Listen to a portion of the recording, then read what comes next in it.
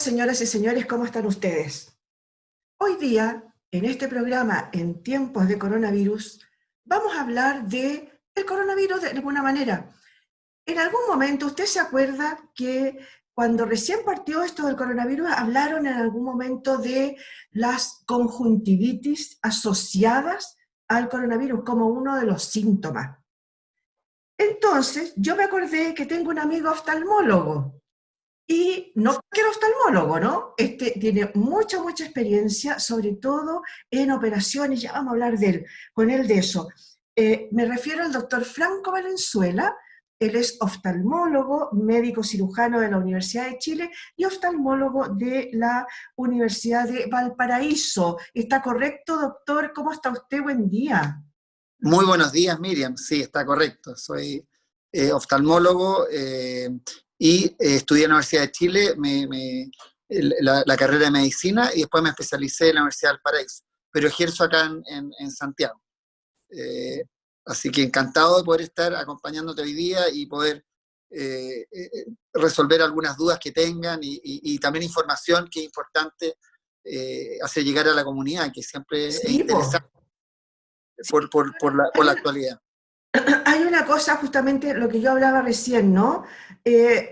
Todo esto de repente saltó el tema de los ojitos, porque se dijo que uno de los síntomas posibles eran conjuntivitis. Y la gente creía que era una conjuntivitis común y corriente, y resulta que era el bichito que se estaba metiendo por los ojitos. Cuéntanos un poquito de eso. A ver, lo primero es saber qué es lo que es la conjuntiva y qué significa conjuntivitis. La Ujú. conjuntiva es una granita que recubre la parte periférica del ojo, ¿ya? ¿Ya? Y se riega y también cubre la zona interna de los párpados. La Ya. conjuntiva cuando se inflama se llama conjuntivitis. Itis e inflamación, ¿ya? De la Ujú. conjuntiva. Ahora, es un síntoma bastante, o sea, con etiología bastante amplia y es un síntoma bastante genérico desde el punto de vista médico. Nosotros cuando vemos un paciente con la conjuntiva inflamada puede tener variados síntomas, variadas presentaciones, ¿ya? Ahora, en el caso del coronavirus es importante saber que, bueno, es un virus que tenemos, que es muy reciente y que hemos ido sabiendo cada día más, y cada cosa que nosotros sepamos en este momento puede ir agregándose otra información en el futuro. Pero lo que sabemos hasta ahora es que la conjuntiva tiene una característica súper especial, que tiene unos receptores que son muy similares a los receptores que hay en la mucosa respiratoria, ya que son unos receptores de una enzima que es la enzima convertidora de angiotensina. Y se ha visto que el virus se acopla a estos receptores y es la puerta de entrada hacia el organismo, hacia los seres humanos. Entonces, en la conjuntiva tenemos esos receptores. Y hay estudios a nivel en el Hospital John Hopkins y en otros centros en los cuales se han estudiado estos receptores y se ha visto que la conjuntiva es una puerta de entrada, entonces. Y lo segundo, o sea, potencial. Y lo segundo es que el virus genera efectos directamente en la mucosa, generando inflamaciones. Ahora, en general, los reportes de este tipo de conjuntivitis han sido bastante tenues, no han sido conjuntivitis severa, ni que nos pudieran complicar la huesa visual o alguna cosa mayor que eso. Pero sí es importante saber de que es una puerta de entrada. Por tanto, de alguna manera nosotros, los oftalmólogos que estamos muy cerca de los pacientes y que hemos tenido que aplicar medidas de seguridad y protocolos en la atención de consulta, que aquí se los voy a mostrar cuáles son, eh, para poder protegernos de alguna manera la vista. Ahora, muchos pacientes preguntan, doctor, ¿yo tengo que protegerme también? ¿Tengo que usar algún tipo de protección? Mira, en general, la posibilidad que uno ve de poder contagiarse a nivel de la conjuntiva potencialmente está. Entonces uno como médico lo que tiene que decir, sí, es mejor que te pongas una protección, que uses algún tipo de lente, que es lo que personalmente yo ocupo y ocupamos la mayoría de los oftalmólogos. De hecho, se ha protocolizado de esa manera, ¿ya? Ahora, desde el punto de vista de gravedad, ¿cuál es la gravedad que puede haber que te contagie? A nivel local, a nivel de la conjuntiva, es algo bastante menor. Si lo importante es que puede ser una puerta de entrada para que entre al organismo. Y eso es lo que hay que hincarle el diente. O sea, en el sentido que los pacientes y la comunidad sepa de que es una puerta de entrada porque están los receptores estudiados que se encuentran en esa zona. Ahora, se ha visto y se han hecho estudios los cuales demuestran de que los diferentes virus, por ejemplo, la influenza, el virus respiratorio sincicial, el adenovirus, también potencialmente podría entrar por la conjuntiva, pero es más difícil que este virus. Este virus tiene una facilidad mayor de poder entrar a nuestro organismo a través de la conjuntiva. Es por eso que nosotros hemos tomado ciertas medidas también de indicaciones pacientes, por ejemplo, que ocupan lente de contacto. Estamos en este periodo, como protocolo, pedimos a los pacientes que en general traten de usar lo menos posible el lente de contacto. Las manos, llevárselas a los ojos. Muchas veces el virus uno lo trae en las manos y al restregarse los ojos, lo inocula en una zona que es una puerta de entrada. Entonces, más que la enfermedad en forma local, es la puerta de entrada que nos genera el tener receptores para que se acople este virus a nuestro organismo. Perfecto, me quedó súper claro, pero hay una cosita, tú dijiste, a ver, esto puede ser una puerta de entrada. Quiere decir que el organismo, el COVID, entra potencialmente puede entrar por los ojos, por la conjuntiva, pero no se queda ahí, sino que se va hacia otros órganos.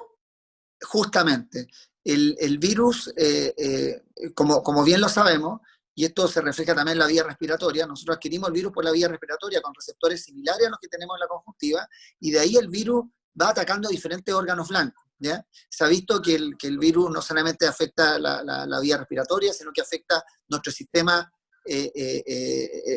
inmune general, generando a veces tormenta inflamatoria, generando otros efectos de tromboembolismo, generando efectos cardíacos, efectos a nivel de la presión arterial. O sea, la puerta de entrada es el inicio por el cual penetra nuestro organismo y de ahí se va a diferentes órganos blancos. Y tal entonces, cual como perdona, entonces es re importante lo que dijiste de poder cubrirse, ¿no? En este caso lo que aún no daña. Dijiste también que tenías una serie de protocolos, tú usas unas máscaras atroces. Sí, ¿Muestras un poquito eso? Sí, la realidad es que esto es una situación que nos hemos ido acostumbrando. Yo, o sea, como experiencia que te traspaso lo que a mí me ha pasado, yo al principio, en las primeras atenciones, decía, no sé si voy a poder hacer esto, porque realmente eran máscaras que uno se fue adaptando a una máscara que fuese totalmente segura.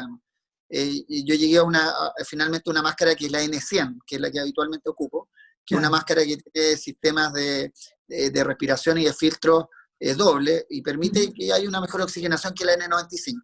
Ahora, la idea de la mascarilla es que uno lo use permanentemente, porque no sacamos nada como usar una mascarilla súper hermética, pero que no aguantamos 5 minutos y tenemos que estar levantándola. Entonces, la idea es usar ese tipo de mascarilla. Y además, adicionalmente, nosotros usamos lentes que son lentes especiales. Ahora, evidentemente, la gente que necesita lente, que es médico y todo, estamos hablando del área de la salud, y que puede tener exposición sobre todo el paciente asintomático. El paciente sintomático, en general, y esto pasa en todo tipo de enfermedades, uno toma todas las medidas del caso. Si el problema es con el paciente asintomático, que es el paciente que habitualmente es el más de riesgo, porque el otro está en la casa, habitualmente en las entradas de las clínicas, se está tomando la presión, la temperatura, se está preguntando por los síntomas presentes. En general, el paciente sintomático hay un filtro que se prefiere evidentemente que no asista a la consulta por el tema de sala de espera, por una serie de cosas. Ahora, el paciente asintomático, ese paciente pasa, y ese es el paciente al cual nosotros tenemos que cuidarnos, también entendiendo que nosotros podemos ser vectores del mismo virus a otros pacientes. Claro. Entonces, la responsabilidad es enorme porque yo personalmente opero pacientes de edad avanzada también, y esos pacientes son más susceptibles a generar un cuadro grave y sintomático. Entonces nosotros tomamos esas precauciones, y aquí yo les puedo mostrar un poquitito cómo está equipada. Sí. ¿Tú estás en tu consulta en este momento? Yo estoy en la consulta en este momento, y ustedes se pueden fijar que habitualmente el paciente, se introduce. Nosotros en la entrada de la clínica tenemos sistemas de seguridad con toma de temperatura, una serie de cosas que también se interroga al paciente si ha tenido síntomas, es un primer filtro. Y lo segundo, ya cuando entra acá a la consulta, nosotros tenemos aquí, si ustedes se fijan, sistemas para poder hablar con el paciente con sistemas de acrílico, ¿no es Sí. cierto? En lo cual Tiene nosotros como, conversamos con él tiene y como un nos... gateway. Exacto, aquí, a ver, les voy a mostrar un poquitito aquí para que lo vean. Esta es la Ujú. primera parte, ¿no es cierto? Que nosotros nos sentamos Perfecto. acá, hacemos el interrogatorio, la anamnesis del paciente, y Ajá. posteriormente nosotros tenemos, habitualmente ustedes van a darse cuenta que muchas consultas oftalmológicas se ocupa este sistema para ver, por ejemplo, el tema de lentes, que son Sí, monturas de prueba. Nosotros sí. tenemos acá un sistema implementado que se llama Foróptero, que este sistema en el cual todos los lentes van aquí adentro. Adentro de este sistema se llama Ya. Foróptero, y aquí vamos haciendo la prueba de los lentes.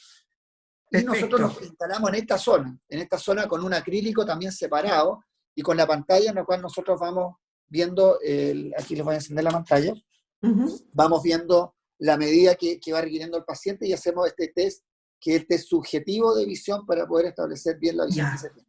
Y ya. adicionalmente, yo justo hoy día se hizo un cambio, tenemos la lámpara hendidura que también presenta un sistema de protección acrílica para Ujú. evitar este frente a frente que hay con el Claro, paciente al claro. momento de examinarlo. La realidad es que estas medidas han reportado que son bastante efectivas, y más las medidas evidentemente de mascarilla, de uso de lentes, o sea, la seguridad es bastante importante, y estos protocolos nos aseguran, eh, nunca va a haber una seguridad del 100%, pero por lo menos es una gran ayuda para poder atender a los pacientes, porque hay que pensar además que muchos de los hospitales y clínicas de multiespecialidad están, ahora ha bajado un poco, pero están con una presión asistencial enorme, y el paciente que asiste también asiste con susto, con miedo, Sí, que es po. inevitable tenerlo, y el ir a un lugar que de alguna manera solamente de oftalmología les da una seguridad y una tranquilidad de que el riesgo también es bastante menor. Las salas de espera están diferenciadas. Yo trabajo en el Instituto Vitrán, que es ex Instituto de Ujú. Operación de la Ceguera, y además en la Clínica 2020. En los dos lugares está totalmente protocolizado el ingreso de pacientes, no tiene que haber mucha gente en la sala de espera. Realmente ha sido un cambio en muchas cosas que ha sido mejora. Realmente al final uno ve que es una mejora. Muchas veces nosotros nos pasaba que llegaban pacientes eh, eh, con infecciones, conjuntivitis, Ujú. y la verdad es que a veces es muy incómodo para uno no saludar al paciente con la idiosincrasia que tenemos en Latinoamérica, del saludo de beso. Sí, sí. ¿No es cierto? Que es como que es algo obvio, que uno saluda de beso. Pero la realidad es que, y eso lo habíamos incorporado hace tiempo, ¿ah? Que nosotros como vemos pacientes con conjuntivitis, a veces con Mm. cuadros purulentos, que son muchas veces también síntomas de una enfermedad general. Puede ser un coronavirus, puede ser un virus influenza, puede ser otro tipo de patología. Nosotros también nos convertimos también en potenciales pacientes de esta misma enfermedad Y al estar además expuestos. lo puedes traspasar a los... Y exacto, y el paciente que sigue a continuación se puede contagiar. Entonces, Claro. yo en general había incorporado el tema de evitar el tema de saludo de beso, lo cual a veces me traía algún tipo de problema, porque la gente a veces dice, oye, el doctor que es distante, pero no, la realidad es que estamos protegiendo a los pacientes, y es una Sí. situación que de verdad debiéramos incorporarla, porque todas estas cosas, y en la historia de la humanidad han habido pandemias. O sea, si uno va y ve la historia de la medicina, han habido pandemias, y las pandemias pasan, se incorporan de diferentes maneras, se incorporan a la inmunidad de alguna manera colectiva, Ujú. van generando menos cuadros importantes, pero es súper importante este tema de la educación de todos, de entender de que cuando uno está enfermo, uno tiene que también cuidar al prójimo, porque esto es una cadena, y esta Ujú. cadena, ahora con la trazabilidad, que todo, muchas veces nadie entendía ese concepto, ahora la mayoría ya esto se ha generalizado, saber lo que es una trazabilidad, de dónde partió el primer caso. Es importante contemplar de que de alguna manera todos tengamos conciencia de que cuando uno está resfriado, cuando tiene un hijo resfriado, llevarlo al colegio no, va a terminar contagiando a todo el resto. Entonces, hay una Claro. conciencia que esperamos que nos quede por un buen tiempo, si no es por siempre, pero por un buen tiempo que la tengamos. Oye, tú nombraste ahí al pasar algo, hablaste de los servicios de atención de salud que son multi-enfermedades, ¿no? Exacto. En esos servicios de atención de salud en general, la atención oftalmológica tiene una demora muy grande, porque puede ser que a lo mejor de un consultorio deriven a una persona a un hospital, por ejemplo, donde sí tienen oftalmólogo, pero ahí el oftalmólogo va como una vez a la semana y atiende una franja de horario muy pequeña. ¿Qué hace la gente en ese caso? Y tú también mencionaste ahí que trabajas en el ex Instituto de la Ceguera, de Prevención de la Ceguera. ¿Por Sí. qué es tan importante que la gente trate de tener la atención médica lo más pronta posible? Súper buena la pregunta y estamos en un terreno también, un poquito, un terreno desconocido. ¿Qué es lo que va a ocurrir ahora cuando se liberen las cuarentenas? Porque va a haber una presión asistencial en las diferentes especialidades, no solamente oftalmología, que va a haber que cubrir. Y la realidad es que si bien oftalmología es una especialidad que históricamente ha habido siempre listas de espera, al igual que otras especialidades, si bien el número de profesionales, acorde al país, acorde al número de habitantes, de oftalmólogos, nosotros estamos igual o sobre, un poquito sobre las recomendaciones de la OCDE. O sea, dentro de todo, no habría un menor número de profesionales que lo que se sugiere. Pero la concentración de profesionales muchas veces a nivel hospitalario no es la misma que a nivel privado. Ujú. Entonces se produce a veces un desbalance en ese sentido. Ahora, por eso la labor de poder, nosotros aquí en la clínica y en el instituto recibimos pacientes de todas las previsiones y eso, y además en el instituto tenemos un sistema de atención social también con análisis que muchas veces pacientes que no pueden costear una cirugía, se hace una evaluación y podemos ayudar en ese sentido. Ahora, la realidad es que este terreno de nadie, de haber esta presión que vamos a descubrir qué es lo que va a Ujú. pasar cuando se liberen las cuarentenas, vamos a tener que tener todos los servicios, todas las clínicas, todos los institutos que existan, una disposición a tener más horas de trabajo, a tratar de alguna manera atender estas cirugías que se han ido postergando también. O sea, hay muchas pacientes que están con problemas y que en forma bastante criteriosa, de alguna manera, han postergado su consulta, pensando que son muchos de ellos pacientes añosos que tienen de alguna manera mayor susceptibilidad a generar un cuadro más grave con el coronavirus. Ahora, ahí llega el momento en el cual uno tiene que trazar hasta cuándo esperar y cuándo asistir, entendiendo de que ahora las medidas de seguridad que hemos adoptado en estos centros y en general se ha ido masificando en la mayoría de los centros, nos dan un cierto grado de seguridad de que el paciente que asista puede ir bastante tranquilo, ¿ya?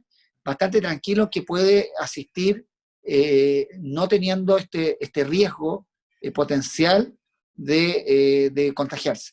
Entonces, actualmente, y hemos visto en la última semana, un cambio un poquito en los agendamientos y los pacientes están saliendo un poquito más, están yendo a resolver sus dudas. Muchos de los pacientes que llegan son pacientes con patologías importantes que no se han controlado, glaucoma, problemas retinales, catarata, y que tienen muchos de ellos un timing de atención que debe Ujú. ser pronto. O sea, y ahí es donde va a haber un periodo crítico en el cual todos debemos cooperar en solucionar estas listas de espera. Y una buena alternativa es los pacientes que pueden de alguna manera asistir a otros centros y que ven que tienen mucho tiempo, hay cosas que a veces no pueden esperar mucho tiempo, Sí, tener la opción de atenderse en otros lados. bueno, a eso ya vamos a llegar, porque yo quiero que partamos desde el comienzo primero, Hay una cosa que a mí me ha quedado dando vuelta. El Congreso hace un tiempo aprobó una ley en que los técnicos pueden dar recetas de lentes y que por lo tanto también podemos hacernos una revisión en las ópticas. ¿Es eso conveniente? ¿Qué opinas tú como profesional? Eh, es muy buena pregunta, porque de alguna manera se formó un poco la polémica a nivel nacional y a nivel, salían las noticias, en todos lados, en los matinales incluso, referente a este como, de alguna manera, enfrentamiento entre el colegio oftalmólogo y el colegio de ópticos y tecnólogos. Ujú. La realidad es que nosotros como oftalmólogos siempre hemos tenido una estrecha relación con los tecnólogos médicos, que son en este momento los habilitados para poder dar lentes, y complementan la atención médica en un ámbito bastante importante. Ellos están encargados de toda la parte de exámenes, su expertise en ese ámbito es realmente extraordinaria y un apoyo para nosotros y para el ejercicio de nuestra profesión. Ahora, es muy diferente en la aplicación de este tipo de medidas, y ahí es donde nosotros, Ujú. y yo hablo por mí y también un poco por la mayoría de mis colegas, donde entra la preocupación. En los países que existen, porque esto existe en otros países desarrollados, Ujú. como Estados Unidos, por ejemplo, en países de Europa, la habilitación de los optometristas, en general, hay una cultura médica que hace ver que el paciente entiende de que por un tema de apuro, de repente, ir a ver y solucionar el tema refractivo solamente con un optometrista es algo válido, ¿ya? Pero el problema es que en Chile, y esa es la preocupación, que se entienda de que la consulta oftalmológica, cuando uno va al oftalmólogo, no es que uno vaya y le dice, doctor, tengo glaucoma, quiero que me trate mi glaucoma. No, el paciente va por una consulta por lente. Y ahí nosotros aprovechamos de hacer un examen completo en el cual verificamos que no haya otro tipo de patología, hay patologías bastante graves, incluso a nivel, por ejemplo, coroido, hay enfermedades como el melanoma, que están en la piel, también Ujú. están en la retina, que pueden ser incluso determinantes de que exista el riesgo de vida del paciente. Enfermedades como el glaucoma, enfermedades retinales como las maculopatías, en las cuales mientras uno llegue más precozmente, el pronóstico es mucho mejor. Nosotros en ese tipo de enfermedades no es que las mejoremos, sino que las detenemos en su avance. La terapéutica está dirigida a la atención del avance. Entonces, mientras más tardíamente lleguemos, peor el pronóstico. Entonces, si nosotros culturalmente entendiéramos eso, yo creo que sería un excelente complemento. Se adiciona que en otros países desarrollados más existen los seguros. Los seguros, tal cual como cuando uno tiene un auto que tiene que llevarlo a revisión para que el seguro de alguna manera te cubra los daños que uno pudiera tener en el auto.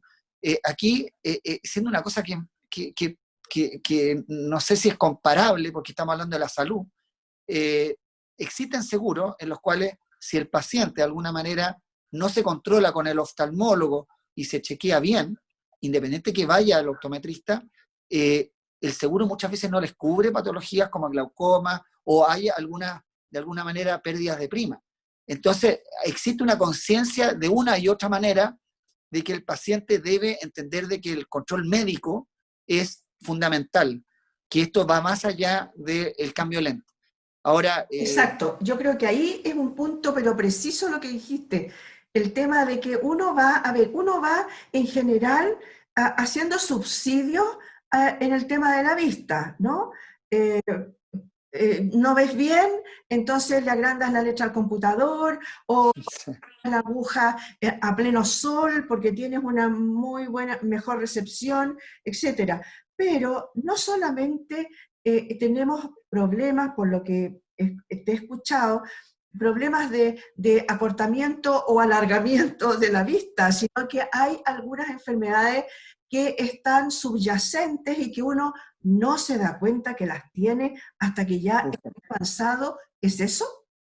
justamente, en general la medicina, a todo nivel, en todas las especialidades, va dirigida a la prevención, ¿ya? Está estudiado que el potenciar la prevención mejora el rendimiento de los tratamientos, mejora la calidad de vida de los pacientes, de las personas. Tú cuando ya tienes una enfermedad sintomática, en general ya es tarde, esa es la realidad. Vamos a dar un ejemplo de glaucoma. El glaucoma es una enfermedad que nos va afectando entonces lentamente y va afectando de alguna manera porque la presión del ojo sube. En general los pacientes piensan, si sube la presión me va a doler. No, la realidad es que no duele absolutamente nada. Solo alrededor de un 3% de los glaucomas que se llaman glaucoma agudo duelen y tienen otros tipos de síntomas que evidentemente son también prevenibles que no lleguemos a ese punto. En el caso de los glaucomas, entonces, en su gran mayoría no da ningún síntoma y va afectando el campo visual, reduciendo el campo visual y manteniendo la agudeza visual. Entonces hay pacientes, por ejemplo, incluso que no requieren lentes, pero sí están con ¿cómo se llama? Un glaucoma que está avanzando y el paciente no se da absolutamente cuenta de nada. Una vez que llegan con uno verifica y tiene la presión alta, verifica exámenes específicos en donde se ve la condición que tiene el nervio óptico, el avance que hay en el campo visual, y la realidad es que, tristemente para nosotros, desde el punto de vista terapéutico, muchos de esos pacientes llegan tardíamente. Muchos de ellos han estado comprando a veces lentes marca cuneta, que les decimos, para poder leer de cerca, y sin entender que, evidentemente, para salir del paso, volvemos ahí a lo mismo, puede ser bastante como una medida de apuro, uno puede entenderla, pero nunca dejar de controlarse médicamente y descartar este tipo de enfermedades que mientras más precozmente nosotros las detectemos, va a ser una mejor calidad de vida a futuro y tienen tratamiento súper efectivo en fases iniciales. Y eso es importante, como tú viendo dijiste, es clave en esto. El problema es que cuando tenemos esas cosas provisorias se transforman en definitivas, ¿no? Entonces, claro, tú compraste el lente marca cuneta, te hizo bien por el fin de semana y dices, sí, después, el chileno es dejado. Y vamos dejando. ¿Cada cuánto tiempo tú recomiendas que uno debiera ir al oftalmólogo, así como al dentista? Así. Mira, el ideal, yo el tema dental en general creo que debiera ser también un control que también todos a veces nos dejamos un poco estar, pero ahí no voy a meter en cuánto es la frecuencia que se irá al dentista, pero en el tema oftalmológico el ideal es en torno a un año. Un año, toco un año y medio, pero ¿Y el ideal desde es que qué sea un edad? año. ¿Y desde qué edad? Mira, ahí tenemos, hay un quiebre. A partir de los 40 años comienzan a haber prevalencia de enfermedades que son propias de la edad, dentro de ellas el glaucoma y otro tipo de patología, maculopatía, patología bastante específica. Además, hay signos a veces en el examen que determinan que, por ejemplo, un ojito sea más estrecho por dentro de lo habitual y predisponga a que en algún momento se produzca un tipo de enfermedades agudas. Entonces, Ya. esa detección a partir de los 40 años debiera ser de regla cada un año. Antes de los 40 años, los pacientes que son hemétrope es un término médico para el paciente que no requiere lente y que tiene una agudeza visual buena, pudiera espaciarse más el control, sin problema. Ahora, en los niños, otra edad, siempre debe existir un control sano entre los 3 años y medio y 4 años y medio, ¿ya? Porque los niños no van a avisar si ven bien o ven mal. Y hay un Claro. periodo, eso nunca lo vamos a saber. Mm. Entonces, y sobre todo ocurre cuando ven bien con un ojo y ven mal con el otro. ¿Qué es lo que ocurre ahí? Que el ojo que ve mal se va atrofiando su visión y si no llegamos tempranamente, ese ojo queda limitado en su potencial visual para el resto de la vida. Por eso es Perfecto. muy importante que todo niño entre los 3 años y medio y 4 años y medio tenga un chequeo oftalmológico al igual que otorrino. Ya O eso sea, es justito antes de entrar al colegio, digamos. justamente muchos colegios están exigiendo la Sí, evaluación sí, oftalmológica y eso es sí. súper adecuado. Además que el pediatra, en general, nosotros, este es un manejo también interdisciplinario y los pediatras es importante que lo exijan y el paciente que va, por ejemplo, al consultorio, saber y tener conocimiento que está este chequeo que debe hacerse. Ahora, y esto es importante saber, si uno tiene un bebé recién nacido, que permanentemente tiene desviado un ojo, debe consultar inmediatamente, aunque tenga un Ya, mes, tenga 2 semanas, tenga una semana. Eso perfecto. es inmediato. Pueden haber desviaciones transitorias, por segundo que hasta los 3 meses, 3 meses y medio, 4 meses, ¿ya? Pero un ojito que está desviado permanentemente debe consultarse inmediatamente, ¿ya? Existen enfermedades como las endotropias precoces, que el ojito se va hacia adentro, que deben tratarse inmediatamente o lo más precozmente posible, entendiendo que no haya otro tipo de patología. A veces se asocia a recién nacidos prematuros, que esté todo eso estabilizado, pero la realidad es que ese tratamiento, mientras más precoz, el pronóstico visual a futuro va a ser mejor. Y entender de que los primeros 8 años de vida son el periodo en el cual se desarrolla la visión.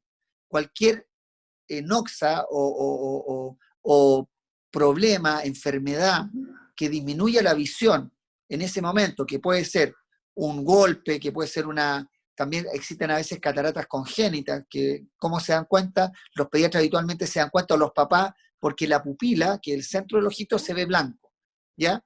Hay otro tipo de enfermedades también bastante más graves, como los retinoblastomas, que también se ve la pupila blanca y que pueden incluso generar riesgo de vida para el bebé. Pero los primeros 8 años de vida son clave, entonces, para poder consignar y examinar y tratar patologías que potencialmente pueden determinar una limitación en la visión del niño. Así que eso es también importante. Doctor Franco Valenzuela, se nos va el tiempo, no alcanzamos a hablar de un montón de cosas. Yo tenía una chorrera así, pero vamos a tener que hacer otra entrevista en algún momento. Pero para mí encantado. De todas maneras, muchas gracias, doctor, por haber estado con nosotros hoy día. Muchas gracias, Miriam, por esta entrevista, por poder difundir ciertos conocimientos a la comunidad que son tan importantes, y a seguir cuidándose con el coronavirus. Esperemos que esto lo vayamos dejando atrás y que entremos a una vida un poquito más normal. Les mando un gran abrazo y saludo a todos tus oyentes de tu canal, y muchas gracias por la invitación. Muchas gracias a usted, doctor. De todas maneras, señoras y señores, lo vamos a tener que amarrar un poco para poder tener otra entrevista con él, porque en realidad se nos quedó mucho en el tintero, como por ejemplo que hay algunos remedios que de repente provocan algunos problemas a la vista, ¿no es cierto? Así que lo vamos a llamar de todas maneras. A ustedes, señoras y señores, 1.000.000 de gracias por haber estado con nosotros hoy día en tiempos de coronavirus. Muchas gracias por haber estado ahí.